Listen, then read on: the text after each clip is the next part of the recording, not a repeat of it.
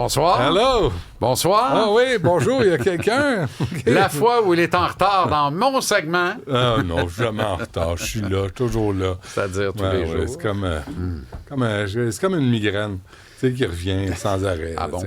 Jean-Charles Lajoie, bonjour. Bon, donc, c'est quoi le sujet? On y viendra, le Canadien. Après. Est-ce que Maxime t'a parlé d'Yvon Michel? Oui. OK. On a vu les images aussi. Donc, qu'est-ce qu'il raconte, là? C'est quoi la dernière nouvelle? Il sait pas, il comprend pas. Parce que j'ai essayé de parler à Yvon, j'ai pas été capable. Habituellement, il est très accessible. Ouais. Je présume que je vais être Maxime lui a capable de parlé. parler. Il est correct, sa conjointe aussi. Ouais. Là, il se demande il se demande même, est-ce que c'est une erreur sur la personne? Il s'est fait incendier ces deux véhicules devant chez lui. Okay. Devant sa maison. OK.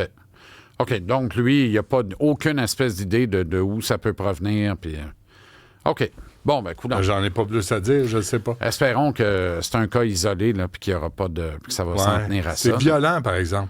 C'est violent. C'est un message violent. Écoute, les images sont assez. Les deux véhicules sont complètement brûlés. Oui. C'est pas quelqu'un qui est passé en bicycle à pédale en lançant un pétard à mèche. Non. C'est sérieux. Ouais. Il savait quoi faire. Bref, le monde de la boxe, hein?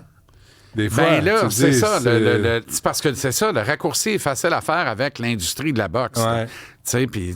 Mais il se faisait longtemps qu'il y avait un calme relatif, que ça s'était pas mal nettoyé, là, je dirais. Là, voyons, c'est quoi le rapport? Qu'est-ce que c'est que cette histoire-là? Bon, peu importe. On souhaite le meilleur, là, mais regarde, là, c'est... on le salue aussi. Oui, et on le salue. Voilà. Parfait.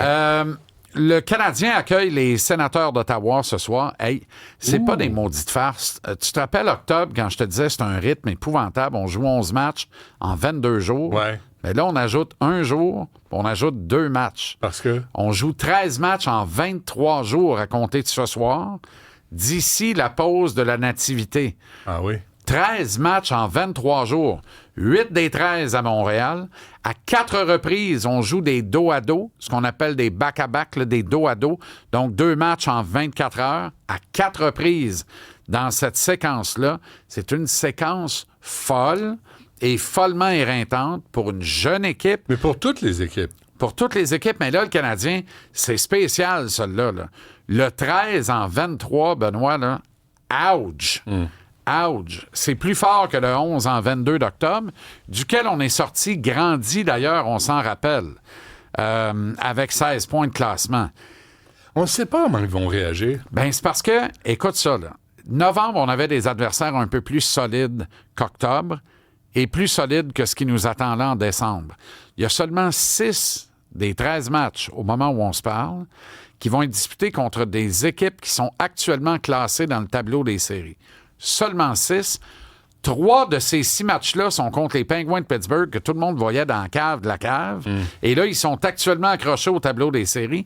Et un autre de ces 6 matchs-là, c'est contre les Flyers de Philadelphie que les Penguins ont rossé hier et qui sont de peine et de misère accrochés au tableau des séries aussi. On a de la misère contre les Flyers. Ouais, mais tu sais, c'est 4 matchs hautement prenables parmi les 6 contre des équipes classées en série.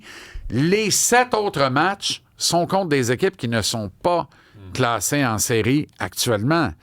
Mais qui est à l'infirmerie là, pour le Canadien? Beaucoup trop de monde. Mais ce calendrier-là permet à Gorton Hughes Associates de regarder ça en disant « On a beau jeu. On vient d'en gagner 2 sur 3 sur la route. On va commencer le mois de décembre et ce parcours éreintant avec l'effectif en place. Puis on verra comment il y a panique en la demeure ou pas. Parce que la vérité, Benoît, là, le Canadien ne sera pas à mi-saison après ce parcours-là et pourrait terminer le 23 décembre pour la pause de Noël sur un rythme de plus de 100 points de classement dans la saison. Et une adhésion aux séries éliminatoires anticipées le printemps prochain, une 2e de suite.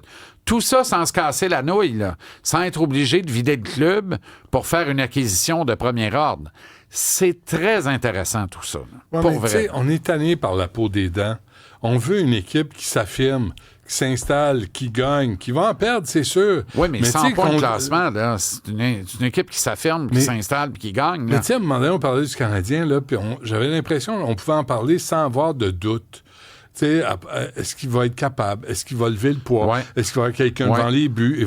Là, toutes ces questions-là reviennent à la surface. C'est-à-dire qu'il n'y avait aucun doute cette année jusqu'à ce que l'on perde Caden Goulet, que l'on perde Kirby Dach, que l'on perde Patrick Laine, que l'on perde Alex Newhook. On parle de 4 réguliers de l'alignement que tu perds. Pour une longue période à la liste des blessés. Alors, c'est là que le doute s'installe. Mais l'équipe tente tant bien que mal de dissiper ces doutes-là. L'affaire, là, c'est que on n'a pas rappelé, aux dernières nouvelles, on n'a pas rappelé le petit bled de Laval. Là. Je ne comprends pas trop parce que c'est Brady Tkachuk, les Sénateurs, ce soir. Là. Il y a des clients, là, il y a du stock. Il y a une vraie rivalité entre ces deux clubs-là. Puis c'est des cochons, là. Oui, ils sont capables. Oui. Fait que tu sais, Florian Jacquet, c'est une pure recrue. Il vient à peine d'arriver de Laval. Jared Davidson, la même chose. Oliver Kapanen, qui est le centre de notre deuxième trio, c'est un gars qui était en Europe jusqu'à l'an dernier. Donc, il est habitué à jouer ses 2 petites games par semaine, pratiquer 2 autres fois, voyage en autobus, rentre à la maison, dormir à 3 soirs. Tu comprends? Il n'y a pas un rythme de 13 matchs. Lui, là, on l'a vu, là, les 11 en 22, là, ça l'a pesé en octobre. Là, il s'enfile 13 en 23. Je ne sais pas comment il va sortir de là, comment il va être capable d'offrir du hockey qui a de l'allure dans une séquence comme celle-là, un rythme comme celui-là. C'est un Finlandais. OK. Comment on dit moment en finlandais? Viens me chercher. Parce qu'il risque de ne pas passer à travers. Oui, non, mais c'est ça. Oui, exact. Mais il va passer à travers, mais est-ce qu'il va performer? Est-ce qu'il va performer à hauteur de ce qu'on est en droit de s'attendre? Parce que il a des chiffres sur le tableau. Là, les gens vont dire, pourquoi il critique Kapanen? Il y a des bons chiffres pour un gars de première année. Non, mais versus son temps d'utilisation, les opportunités qui viennent à lui et qu'il transforme, les chiffres sont pas si bons que ça. On voit là, que c'est pas...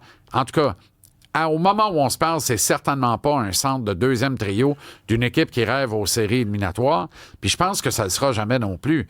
Moi, je rêve d'un Canadien champion de la Coupe avec Kapanen, 4e centre de la lignée à Montréal. Là, tu comprends? Même pas 3e, 4e. Est-ce que l'arrivée des nouveaux joueurs, là, des joueurs là, presque intimidants, des joueurs de grand talent, là, a fait en sorte que Josh Anderson s'est écrasé?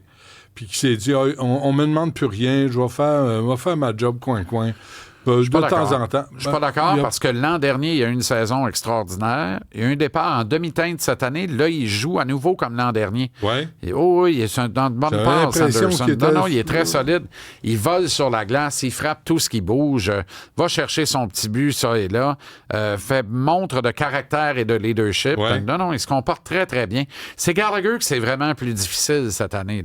Là, il est Moi, j'ai arrêté d'en vraiment parler parce au ralenti. T'es vexé à chaque fois que je parle de Gallagher. Il est vraiment au ralenti. Non, mais c'est parce que j'ai acquis la conviction que il n'y a rien à faire avec Gallagher à part faire de l'aimer pour ce qu'il a été et ce qu'il est encore, c'est-à-dire qu'il est encore ici. On écoule le contrat. On ne veut pas gagner la Coupe cette année. Puis de toute façon, tu veux le remplacer par qui? Par un autre jeunesse? Donc, tu veux enlever un des seuls vétérans qu'on a dans... Mais le vétéran ne joue pas. Ben, il joue à côté du but. Oui, mais il est pas joue. Là. Oui, il est là. Il est tout là mentalement. Il est là, mais... Il sacrifie pour l'équipe. C'est un bon leader. C'est un des vétérans de l'équipe. C'est un des mononcles dans le vestiaire. Il n'y en a pas tant que ça. Là. Ouais. Avec Anderson, t'as un autre mononcle. On n'a pas besoin. Ben oui, on en a besoin. Les mononcles sont à radio, ils sont pas dans le vestiaire du Canadien. Oui, la radio a besoin de mononcles. Les clubs pro aussi ont besoin de mononcles. Oui, non, il n'y a pas de... Tu sais, pour moi, là, il me dérange plus, Gallagher. Il me dérangeait quand il restait 4 ans de contrat, 6,5 millions, puis qu'il avançait plus. Il en reste combien? Là, il en reste cette année puis l'année prochaine. Ça achève. Ouais. Ça achève. Même chose pour Anderson. Après l'année prochaine, calvasse, non. J'espère que non. Non, ça, c'est sûr que non. Idem aussi. Pour Anderson. Non, ces gars-là vont être remplacés par plus jeunes, plus fous pour faire danser les bougalous. C'est ça. Non, mais c'est ça. Mais pour l'instant, il n'est pas dérangeant. Anderson, il est dérangeant, Anderson, mais pour l'adversaire, c'est excitant. Fait que, tu sais, je regarde tout ça. Il n'y a pas de panique en la demeure, Benoît. Tout n'est pas pire. Tout n'est pas parfait, tout n'est pas pire. Hughes et Gorton ont beau jeu. Là, je vais faire une mise au point en terminant. Là, t'as le temps. Parce que je t'ai parlé de Caden Goulet dans des rumeurs de transaction, puis là, ça fait dire des maudites niaiseries à gauche par à droite. Puis, évidemment, je suis un éternel incompris. Mais Alors, Dis-le, parle-moi.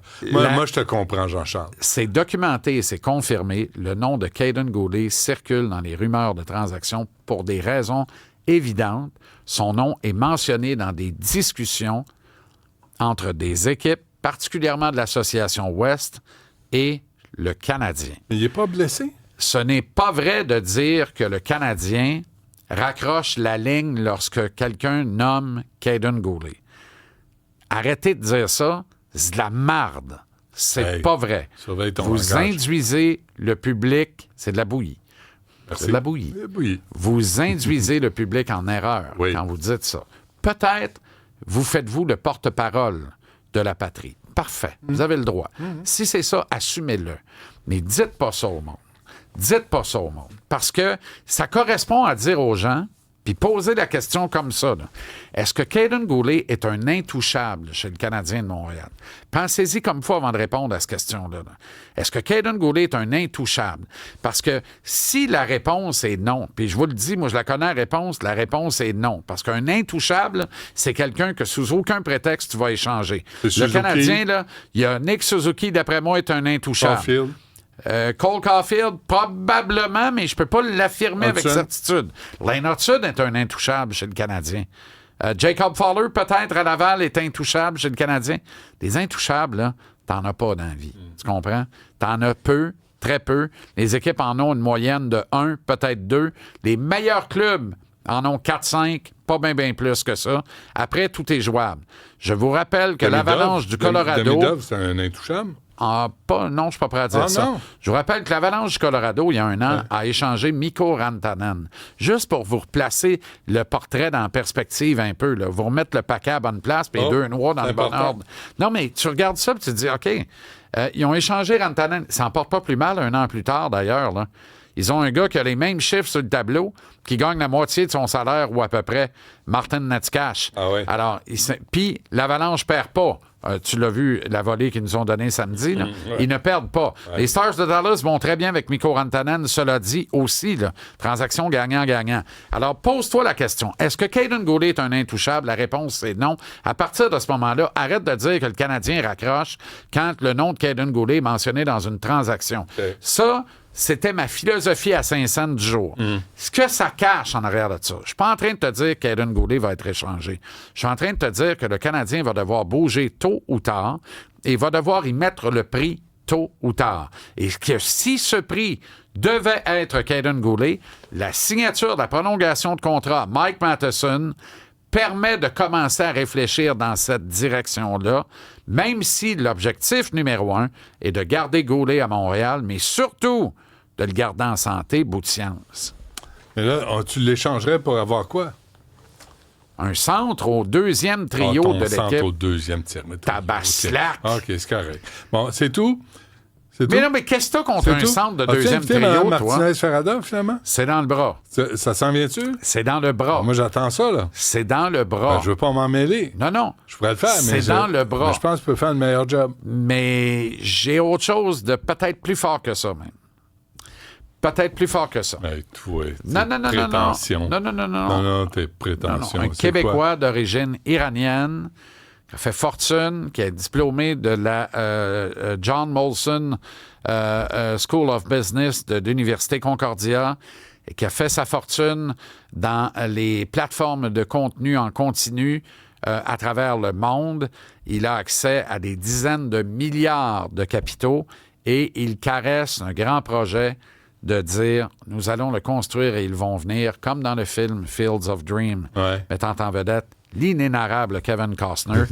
Et il souhaite ramener les expos. Benoît, je te le dis, là, il va y avoir expansion au baseball majeur parce qu'il y a perte de revenus. Comment tu comptes ça? En vendant des nouveaux clubs qui n'existent pas. Donc, tu souffles une couple de milliards sortis de nulle part sur du vent.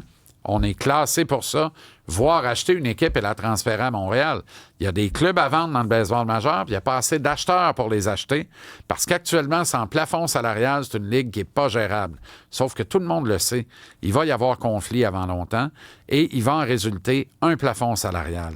Alors, qui va avoir le flair qu'on n'a pas eu lorsqu'on a perdu les Nordiques et perdu les expos.